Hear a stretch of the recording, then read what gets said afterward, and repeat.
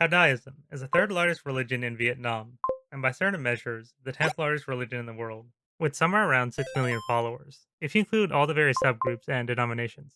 An astonishing fact, considering that the formal organization of the faith began less than 100 years ago in 1926, and yet the religion remains rather obscure outside of its home in southern Vietnam and the Vietnamese diaspora. Vietnam, over the past 100 years, has gone through a series of profound changes, from being a French colony, a Japanese puppet state, back to French rule, followed by a division into a communist north and Republican south, and finally reunification under the communist forces in 1975, with each of these shifts being marked by a series of conflicts, but also the emergence of new political and religious movements in response to the issues of war, French colonialism, and Vietnamese nationalism. Even though Vietnam is often seen as a relatively small country in Southeast Asia, it is home to over 100 million people who come from a multitude of different backgrounds and follow a wide variety of beliefs, many of which originate from outside Vietnam. This ranges from Islam and Christianity to Buddhism, Hinduism, Taoism, and Confucianism, all of which are often layered upon local folk traditions, with one of the most important local practices being spirit mediumship, where mediums hold ceremonies to allow local spirits to act through them and deliver messages to the human world. And due to the nearly 1,000 years of Chinese rule in the north, many Vietnamese have also adopted the practice of spirit writing. This is where mediums, instead of acting as the spirits, will instead allow the spirit to deliver a message written in either sand or ash using the classical Chinese Vietnamese alphabet. With the spread of French colonialism in the mid 1800s, Vietnam was also introduced to a European philosophic and religious movement known as Spiritism, based on the writings of a Frenchman named Allan Kardec. It is the belief that human spirits survive death, and the living can access the collective knowledge of major historical and religious figures in the past through activities such as table tipping, where, like spirit writing, spirits can send messages by guiding people's hands across a table. And it is from this diverse religious background that Caodaism first emerged in early 1920s Vietnam. In 1921, a spirit appeared to No Van Chu, a Vietnamese official in the colonial bureaucracy, showing him the image of a left eye in the sky, along with the sun and moon. Over the next few years, as other young bureaucrats became interested in No's visions, they began holding seances in the hopes of gaining further revelations. Due to the influences of Kardec, they began in the Western fashion by table tipping. However, in hopes of speeding up the process, the spirit instructed them to use a Vietnamese phoenix basket instead. This brought the rituals closer to the Eastern practice of spirit writing. But unlike the older mediums, these young bureaucrats would use the new Latin Vietnamese script instead of the older Chinese Vietnamese characters. As they gained more followers, the spirit appeared to them on Christmas of 1925 and revealed itself to be Caodai, or the Supreme Being, equating themselves with both Jehovah of the Old Testament and the Jade Emperor, one of the primordial gods in traditional Chinese religion. The spirit then sent a series of messages, saying that since the Vietnamese people had suffered so much under colonialism, they would be rewarded as God's chosen people by unifying all world religions in order to lead humanity towards a new spiritual salvation.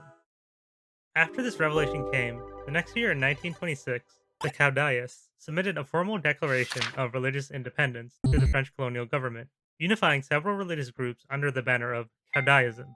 They then began to establish their holy see in Ninh in southern Vietnam. However, at the same time, the original visionary, No Van Chu, left the group without signing the declaration, refusing the offer to become the first Caodaist leader, in favor of establishing a more esoteric sect called the Chu Min. Here, Chu and his followers would continue to hold private seances and practice a strict regime of vegetarianism. In Thien-Huong, over the course of the next decade, the Caodaists began to codify their religious text through a series of spirit messages received between 1925 and 1935. This instructed them on how to build their temples, how to pray, and how to make offerings to the Supreme Being. They also began to formalize the structure of their faith, taking influence from the organization of the Catholic Church, local Vietnamese religious societies, and the government bureaucracy, where several Caodaists worked. They would use the title of Pope, Cardinal, and Archbishop, but unlike in Catholicism, they would include women in these higher roles, except for that of Pope. They also formed 3 male orders, based on the 3 most important Asian traditions found in Vietnam: Confucianism, Taoism, and Buddhism. For in the Caodai pantheon, Buddha, Confucius, and Lao Tzu are considered the 3 most important messengers from the Supreme Being. And one aspect of Caodaism that's often highlighted is its unifying nature, specifically the merging of Eastern and Western traditions. This is most clearly seen by the incorporation of Jesus into the Caodai pantheon. However, while he is included here, he is placed in a subordinate role beneath that of the three great Asian masters, and he is not considered divine, but more of a noble teacher who preached loving kindness, compassion, and forgiveness. This is seen as a way for the Vietnamese founders to reconcile the colonial imposition of Catholicism with their native faiths, without giving it a place of priority over them. Now, in addition to ceremonies involving the offering of lighted incense, fruits, flowers, as well as tea and wine, one of the most important aspects of Caodaism continues to be the practice of spirit mediumship. In order to receive new revelations from the Supreme Being, but also to engage with the thousands of historical religious figures from the past who are often incorporated into the religion as saints. This includes such diverse figures as Joan of Arc and Vladimir Lenin. While this might seem a bit random, just as the incorporation of Jesus, a religious figure living under Roman rule, was highly symbolic for the colonized Vietnamese people, so was the incorporation of Joan of Arc, who fought to free her country from a foreign power, and Vladimir Lenin, who helped to lead a revolution in 1917 in the hopes of overthrowing an old order. However, one of the most influential saints is the French writer Victor Hugo. Hugo had been a vocal critic of both the Catholic Church and the Second French Empire, led by Napoleon III, who had begun the colonization of Southeast Asia. He was also fascinated by Spiritism, but did not publish anything while he was alive. So, when a posthumous book recording a series of spirit messages he received in the 1850s was released in 1923, it proved very influential to the Caodaists, who took the book as being prophetic as it foretold the coming of a new religion. It was also very popular with the younger generation of Western-educated Vietnamese, who were interested in French Spiritism and were increasingly involved in nationalist movements. Many had been educated in the best colonial schools, in the French language, as well as the revolutionary ideals of liberty, equality, and fraternity, but resented that as a colonized people, they were prevented from practicing these ideals by a government that often treated them and their traditions as being second class, exhibited by the historic pressure to assimilate into French culture and convert to Catholicism. Therefore, as Caodaism grew, their incorporation of Victor Hugo as a saint, reconciliation of Vietnamese, Chinese, and French traditions of spirituality, adoption of a new national alphabet, and their critique of French colonialism made this faith very attractive to this younger generation of Vietnamese, who were looking for an inclusive national identity that was able to reconcile all these different aspects of their culture and history. Also, by identifying themselves as a religious movement to the French authorities, the Caodaists were protected from the repressions felt by other Vietnamese nationalist groups. This is because by the early 1900s, the Second French Empire had been replaced by the Third French Republic, who had moved towards a policy of secularism, purging the government and public realm of religious influences, especially that of the Catholic Church, which had become very rich and politically powerful. This is codified by a 1905 law that formally separated church and state, effectively establishing the basis for modern French secularism. Due to this, while the French colonial government would harshly crack down on any organized political movements pushing for Vietnamese independence, they were more hesitant to get involved in religious affairs, giving protection to the nationalist and anti-colonialist messages found in Caodaist seances. In addition, a significant proportion of the French colonial service was made up of Freemasons, who were sympathetic to Caodaism's universalizing message, belief in a supreme being, as well as the use of symbolism and mysticism in their rituals.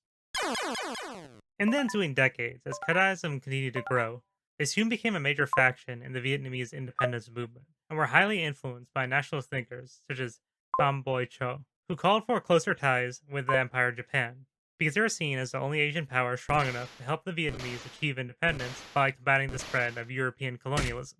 At the start of World War II, the French government fell to the Germans in 1940, and was replaced by the collaborationist Vichy regime, who began arresting several Caodaist leaders and shutting down places of worship.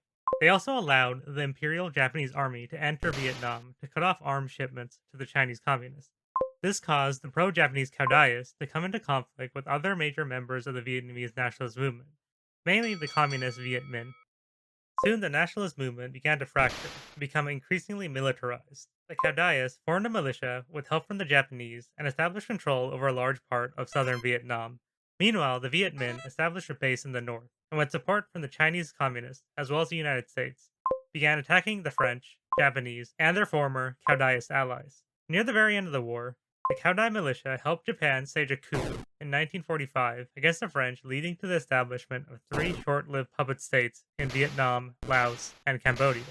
However, with the surrender of Japan a few months later, as well as the start of the Cold War, the newly founded Fourth French Republic began to re-establish control of their old colonial empire and fight the spread of communism. The Caodaists in Thien-Huong then made a deal. In return for protection against the communists, and the return of several high-profile prisoners, as well as military aid. They would join the French colonialists in their fight against the Viet Minh in the First Indochina War, which would last for almost 8 years. When the war ended in 1954, the French withdrew, and Indochina was split into the independent states of North and South Vietnam, as well as Laos and Cambodia, with the majority of the Caodais residing in the south. However, due to tensions between the North and the South, as well as the internal tensions between the southern leadership, which is made up of a Catholic minority who ruled over a populace mainly composed of Buddhists, Caodais, and Hao Hoa, the Second Indochina War began in 1955, known in the West as the Vietnam War. During this time, several Caodais joined the South Vietnamese government and army. They began to be increasingly targeted by the Viet Cong, leading many Caodais to flee to Australia, Canada, France, and the United States. And this exodus only intensified with the collapse of the Southern government and reunification of Vietnam under the Communists in 1975. Soon after taking over, the Communists, wanting to reduce the influence of the religion, banned seances, closed down houses of worship, and sent thousands of Caodais to re-education camps. They then established a communist council to monitor the running of the Holy See in Thien-Huong. Many of the Caodais who fled abroad were so traumatized by this loss of homeland and the ensuing refugee crisis that they began to see the events of 1975 as a catastrophe akin to the crisis of colonialism that first birthed the religion.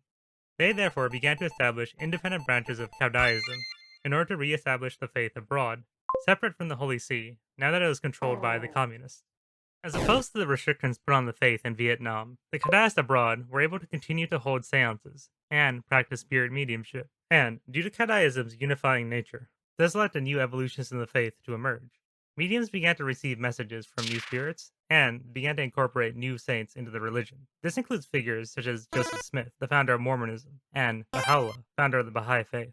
Using these revelations, these new denominations began to adopt new rituals and new canons of scripture, influenced by the local traditions and faiths that surrounded them. One branch in California opened up the 3 traditionally male orders to women and began to have women lead seances, whereas back in Vietnam, this is largely done by the men.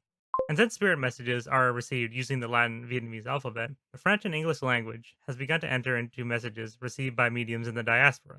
There are also now thousands of saints, leading the different Caodais denominations around the world to be influenced by their own unique blend of religious and historical figures. In recent years, as the descendants of the Vietnamese refugees have begun visiting the homelands of their ancestors, families have been reunited, and there have been hopes of reestablishing ties with the Holy See in Thien-Huong, especially after the faith was officially recognized by the government in 1997. However, there remains a hesitancy from the international and independent Caodais groups, as the communist government still oversees a large part of the practice of the religion. Today, Caodais continue to face issues of representation and understanding. Even though they are a major world religion, they are still relatively unknown, and their beliefs are often misunderstood. But there is hope for the future. Even though they are a very young faith, with the 100th anniversary of the religion's founding coming up in 2026, they have grown to become one of the largest and most significant religions, not just in Vietnam, but across the entire world. And after having been divided due to decades of conflict, the once separate Caodais communities are starting to reconnect with each other, thanks in large part to the internet, where there's recently been a great deal of text published in hopes of helping the public understand the faith, as well as the greater Caodais community. Hopefully this video will help to bring some more understanding and awareness to this very unique faith. As always, this is a very complex topic, so let me know if there's anything I missed. Thanks for watching, and I hope to catch you next time.